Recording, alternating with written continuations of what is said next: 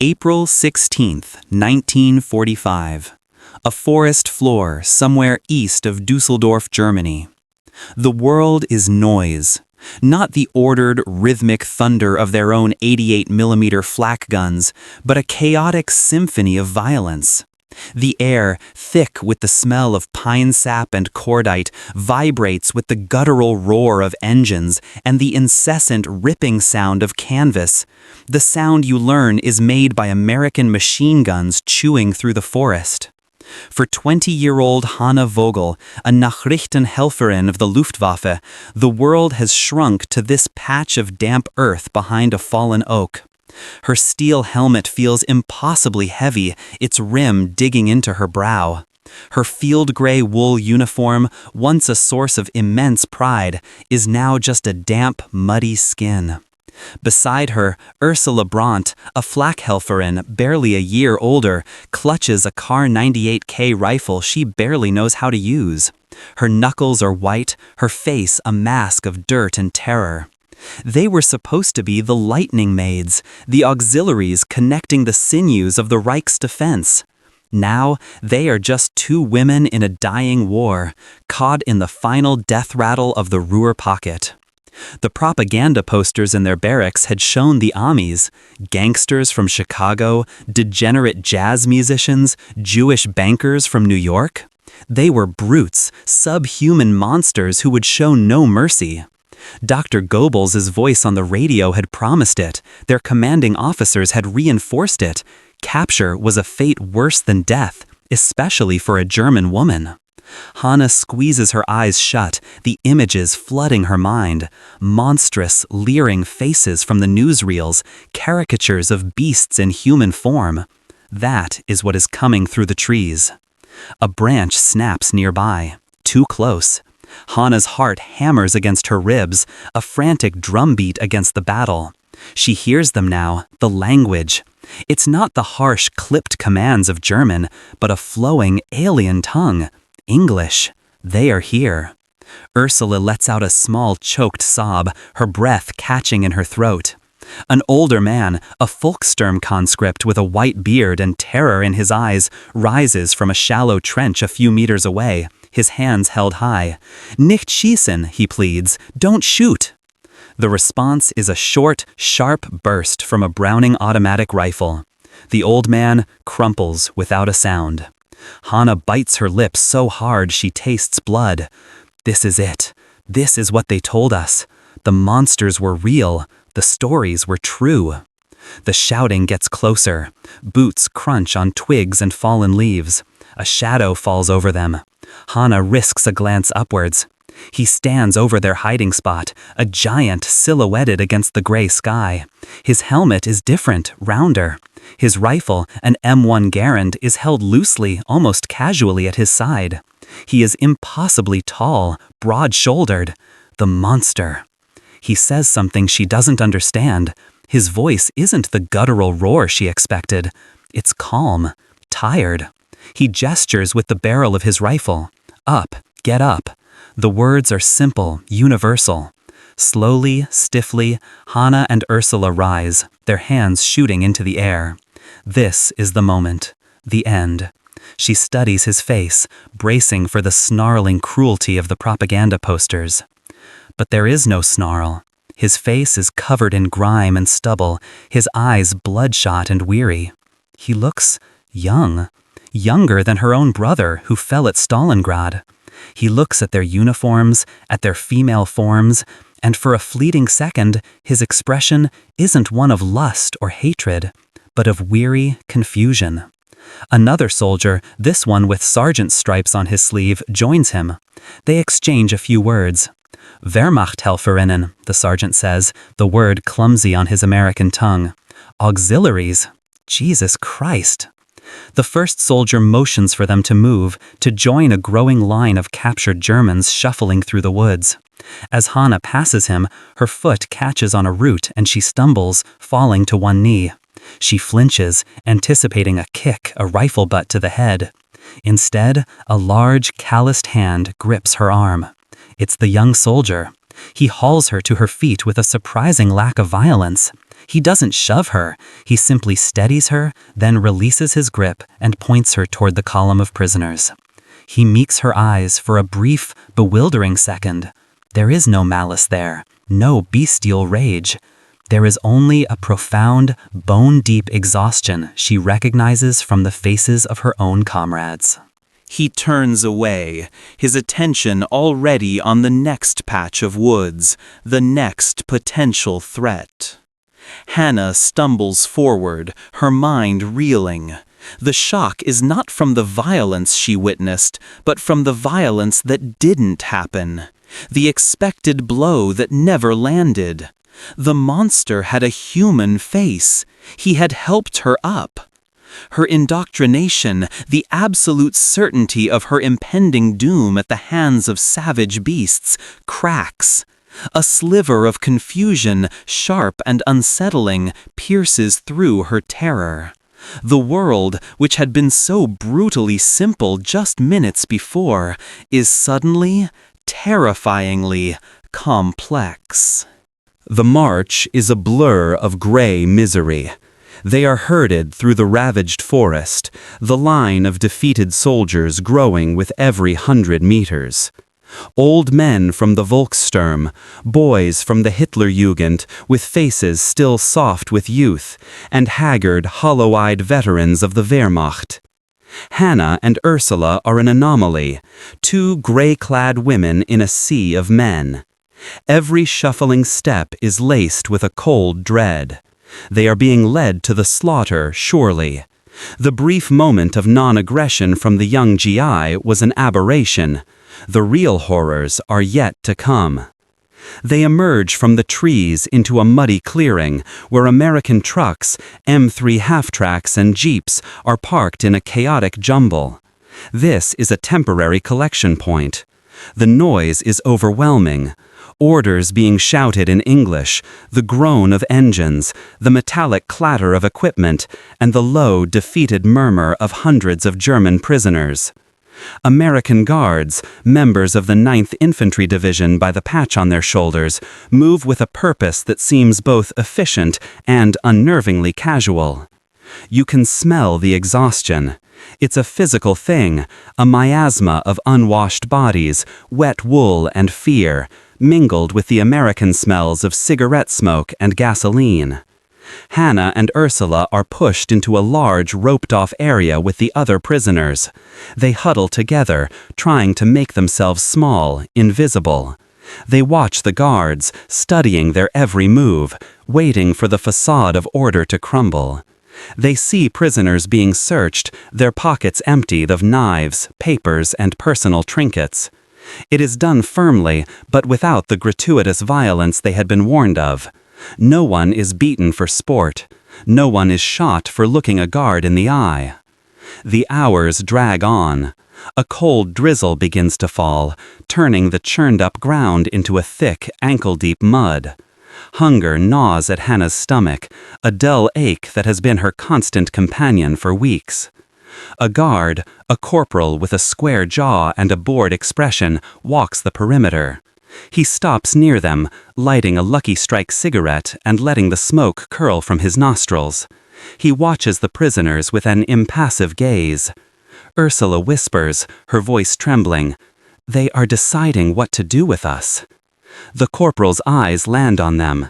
He takes a long drag from his cigarette, his gaze lingering for a moment. Hannah's blood runs cold. This is it. He's singled them out. He walks over, the mud squelching under his boots. He stops directly in front of them, looming over them. Hannah refuses to look down, meeting his gaze with a defiance she does not feel. He says nothing. Instead, he reaches into the pocket of his field jacket. Hannah flinches. Ursula stifles a gasp. Is it a pistol? A knife? He pulls out a small rectangular bar wrapped in brown paper. A Hershey's chocolate bar. He breaks it in half with his thumb, the snap echoing in the tense silence between them. He holds out one half to Hannah and the other to Ursula. They stare at his outstretched hands, at the offering. It is incomprehensible. This is the enemy, the subhuman, the brute. He is offering them candy. Is it a trick? Is it poisoned? Hannah's mind races through the litany of warnings from the party indoctrination lectures. Trust nothing. They are cunning and deceitful. Their kindness is a mask for their depravity. The corporal gives a small, impatient sigh. He thrusts the chocolate halves closer. "Take it," he grunts, his voice low. "Go on." Hesitantly, her hand shaking, Hannah reaches out and takes the piece of chocolate. Ursula follows her lead. The corporal nods once, a gesture so mundane it is utterly surreal.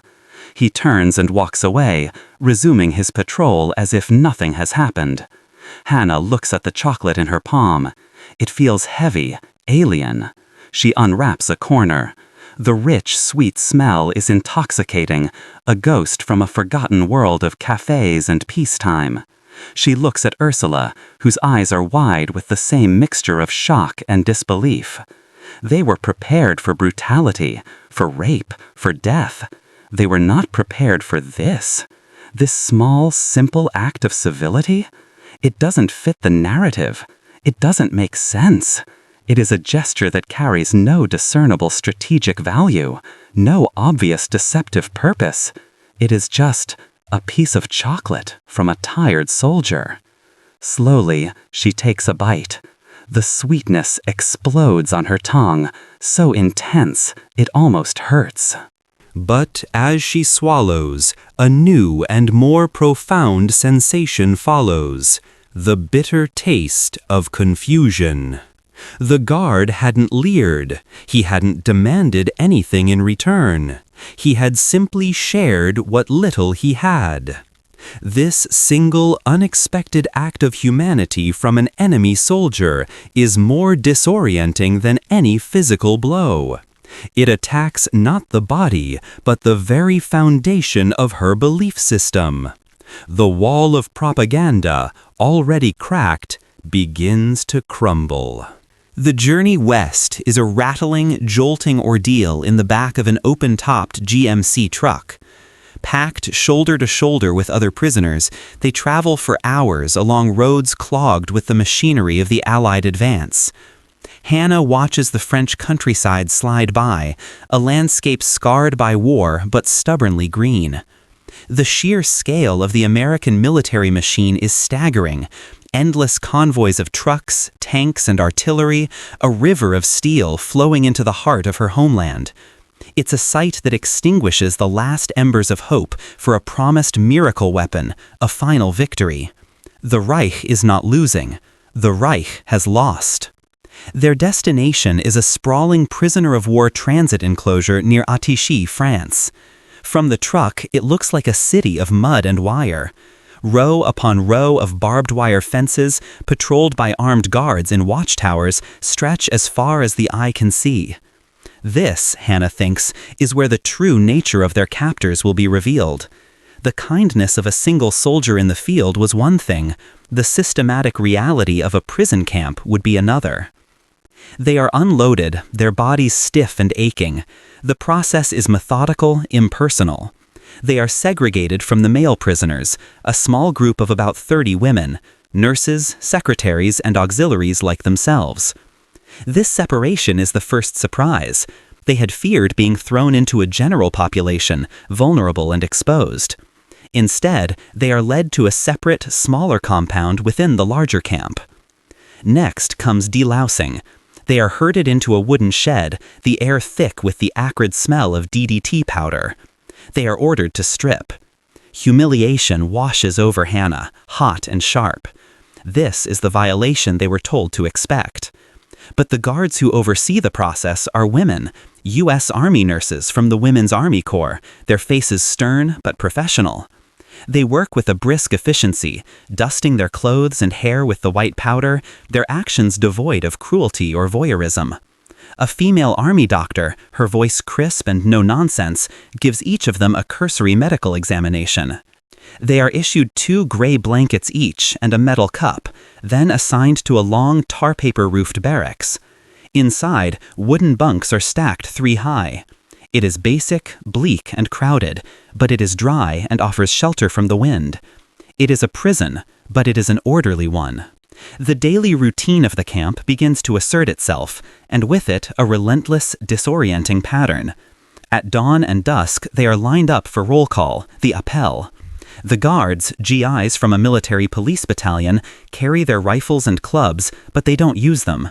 They count heads, their breath misting in the cold air, their expressions mostly bored. The food is meager but consistent, a watery stew, hard bread, and a bitter, chicory-laced coffee. It is more than many of them had been eating in the final weeks of the war. The camp commandant, a major from the provost marshal's office, enforces the rules of the Geneva Convention with a rigid, almost bureaucratic fastidiousness. Sick prisoners are sent to the infirmary. Red Cross parcels, when they arrive, are distributed. There are no beatings, there are no summary punishments. The ever-present fear of random savage violence that had been drilled into Hannah begins to fade, replaced by a monotonous, soul-crushing boredom and a profound, gnawing confusion. One afternoon, a guard, a lanky sergeant named Miller from Ohio, is supervising a work detail clearing drainage ditches. He's a veteran, older than the others, with lines of fatigue etched around his eyes. He stands watch, M1 rifle slung over his shoulder, saying little. A sudden downpour begins, a cold, driving rain that soaks them in minutes. The women prisoners instinctively huddle together, shivering, trying to shield themselves from the deluge. Hannah expects Sergeant Miller to shout at them, to force them to continue working in the miserable weather. That is what their own officers would have done. Instead, he walks over to a small supply shed, unlocks it, and gestures for them to get inside. "Get in, out of the rain," he says, his voice flat. They file into the cramped, dark space, the smell of damp earth and creosote filling their nostrils. They can hear the rain hammering on the tin roof. Through the open door, they watch Sergeant Miller. He doesn't join them in the shelter. He remains outside, pulling his poncho tighter around his shoulders, standing his post in the downpour, his rifle pointed toward the ground to keep the rain out of the barrel. He stands there for 20 minutes until the storm passes, a solitary, drenched figure ensuring his prisoners stay dry. Hannah watches him, bewildered.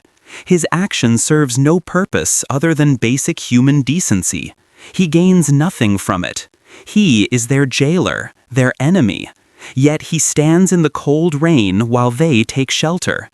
Ursula, standing beside Hannah, whispers the question that is echoing in all their minds. Why? Why would he do that?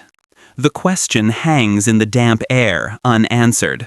The systematic, rule-bound civility of the camp is one thing to process, but these individual, unsolicited acts of compassion are something else entirely. They are like stones thrown into the placid water of their indoctrinated worldview, and the ripples are spreading, disturbing everything they thought they knew about the men who had defeated them.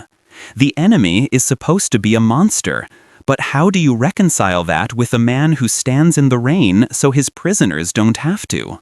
The days at Attiki bleed into one another. A uniform gray of roll calls, meager meals, and make-work details. Yet within this monotony, a quiet revolution is taking place in the minds of the German women. The barracks at night becomes a clandestine debating chamber, the whispers weaving through the darkness. Every small, inexplicable act of the American Guards is dissected, analyzed, and held up against the monstrous caricature they had been taught to expect. "Did you see the guard today?" a former signals clerk named Lenny whispers from the bunk below Hannah. "The one they call Tex? He saw old Greta stumble and drop her bread in the mud. He went to the mess tent and got her another piece." "I saw it," another voice adds. "He looked embarrassed, like he didn't want anyone to notice." Ursula, lying in the bunk across the narrow aisle, speaks into the gloom. "It is a strategy, a trick to make us compliant, to lower our guard." Her voice holds a note of defiance, a desperate attempt to cling to the old certainties. "What would be the point of such a trick?" Hannah counters, her own voice barely audible. "We are already prisoners. We have no information of value. We are defeated. Forcing us to work in the rain would make us just as compliant. Beating us would make us even more so. This is different. The cognitive dissonance is a constant, humming pressure. They were the proud daughters of the Reich, soldiers in a noble cause against the forces of global degeneracy. Their enemies were the Untermenschen, the morally bankrupt products of inferior cultures. Yet here, in this muddy cage, the roles seem strangely inverted. The guards are not the ravenous beasts of propaganda. They are farm boys from Iowa and factory workers from Detroit, homesick, bored, and just following orders. They perform their duties with a professional detachment that is more unnerving than outright cruelty would have been. One morning, during a registration process, Hannah is brought before a lieutenant for questioning. He is young, with wire-rimmed glasses, and speaks educated, if heavily accented, German. He is not from the Gestapo. His questions are not accusations. He asks for her name, rank, unit, and date of birth. Standard procedure. Then he pauses, looking at the file in front of him. Vogel, he muses. I knew a Vogel family in Cincinnati. They were bakers, came from Stuttgart in the 20s. He looks up at her, not as a prisoner, but as a person. It's a different world over there. The casual human connection is a shock to Hannah's system. He is trying to find common ground, to bridge the chasm of language and war that separates them. She gives a clipped, non-committal answer, but the exchange lingers. The enemy isn't a faceless monolith. He has a history, a memory of German bakers in a place called Cincinnati. He is an individual. The most profound challenge to their worldview comes not from a single act, but from a persistent absence. The absence of ideological fanaticism. The American Guards don't lecture them. They don't force them to salute their flag or sing their anthem. They seem largely indifferent to the National Socialist ideology that has been the very center of Hannah's universe. To them, it seems, this was just a war, and now it is over. For Hannah and the others, it was a holy crusade. The Guards' simple, pragmatic view of the conflict is a silent, damning indictment of their own fanatical fervor. The unraveling accelerates when a new batch of prisoners arrives, captured further east. They bring with them fresh rumors, whispers of things so horrific they can only be Allied propaganda. Stories of camps, not prisoner of war camps, but something else. Camps named Buchenwald, Bergen-Belsen, Dachau. One evening, Sergeant Miller is overseeing the distribution of evening rations. He seems distracted, his face grim. A German-speaking prisoner, a former university professor, dares to ask him why he seems troubled. Miller hesitates, then looks at the line of prisoners. His gaze is heavy. My unit, he says, his voice low and strained, was one of the first ones into a place called Ohrdruf, a subcamp of Buchenwald. He stops, swallowing hard. You read about things, you hear stories, but you can never be prepared for the smell or the things you see. He shakes his head, his eyes distant and haunted. Piles of them, skeletons. People who were worked to death, starved. He looks directly at the professor, and then his gaze sweeps over the others, including Hannah and Ursula. There is no triumph in his eyes, no "I told you so." There is only a deep, human sorrow and a profound, chilling disgust. We were told we were fighting against tyranny, he says quietly, more to himself than to them. I didn't really understand what that meant, not until today. He turns and walks away, leaving a stunned, horrified silence in his wake. The word spreads through the barracks like a virus. The Americans have found something terrible. The guards, once viewed as merely indifferent, now seem to look at them differently, with a new, colder distance. The kindness hasn't stopped, the rules are still followed, the rations still distributed, but something has shifted. A curtain has been pulled back, and the apathetic professionalism of their captors is now cast in a new, horrifying light. It wasn't apathy. It was the calm, steady professionalism of men who believed they were on the right side of a moral abyss so vast, Hannah couldn't even begin to comprehend its depths. The shock of their kindness is now being eclipsed by a dawning, sickening horror about the nature of the regime they so proudly served. The war in Europe ends not with a bang, but with a rumor that solidifies into fact. May 8, 1945. There are no celebrations in the wire-bound world of Attichie, only a change in the atmosphere. The American guards seem lighter, their shoulders less tense. For the German prisoners, the official end brings only a deeper uncertainty. The Reich that had been their entire world for 12 years is gone. They are citizens of a non-existent country, soldiers of a surrendered army. In the weeks that follow, the truth of Sergeant Miller's words begins to arrive in undeniable forms. The camp authorities start showing newsreels. They set up a projector and a screen in the main compound, and attendance is mandatory.